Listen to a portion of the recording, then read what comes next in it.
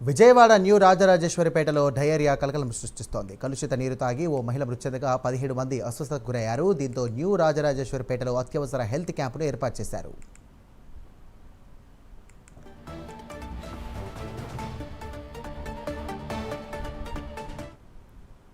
Right, దీనికి సంబంధించినటువంటి పూర్తి డీటెయిల్స్ మా కరెస్పాండెంట్ రాజ్ కుమార్ సిద్ధంగా ఉన్నారు. రాజ్ కుమార్, చెప్పండి, ప్రస్తుతం పరిస్థితి ఎలా ఉంది అక్కడ? అధికారులు ఏమంటున్నారు? ప్రత్యేకమైనటువంటి క్యాంప్ ఏర్పాటు చేసినట్టుగా తెలుస్తోంది. ప్రస్తుతం గ్రామంలో ఎంతమంది అస్వస్థతకు గురయ్యారు?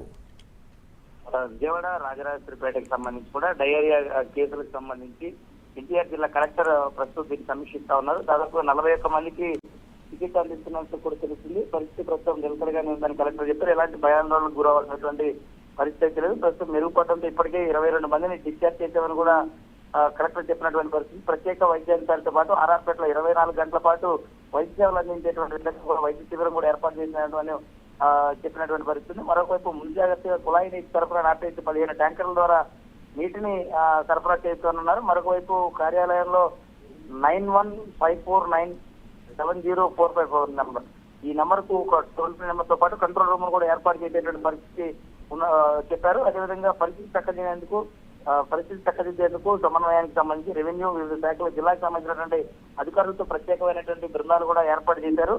మరొక వైపు ఇటు ఆర్ఆర్పేట ప్రతి ఇంటిని కూడా కలెక్టర్ ప్రత్యేక బృందాలతో పరీక్షించినటువంటి పరిస్థితి ఏర్పడుతుంది. ప్రస్తుతం అయితే ఎవరు కూడా భయాందోళన పడినటువంటి పరిస్థితి. చికిత్స అయితే కొనసాగుతుందని చెప్పుకోవచ్చు. సాయిరామ్.